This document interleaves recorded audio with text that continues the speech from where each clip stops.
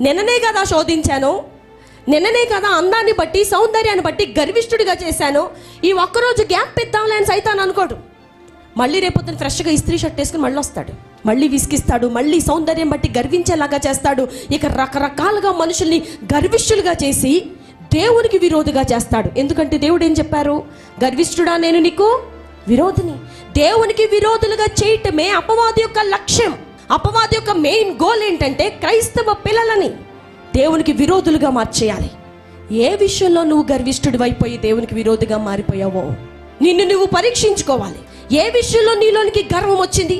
వంట బాగా చేస్తాననే గర్వం ఉందా? నాకులాగా ఎవ్వరు చేయలేరనే గర్వం ఉందా? నాకులాగా చీర కట్టు ఎవ్వరు కట్టలేరనే గర్వం ఉందా? నాకులాగా పెళ్ళి ఎవ్వరూ చేయలేరనే గర్వం ఉందా? లేకపోతే నువ్వు దేన్ని బట్టి గర్విస్తున్నావో అది వికారమైనటువంటి రూపంగా మార్చబడే రోజు ముందుంది.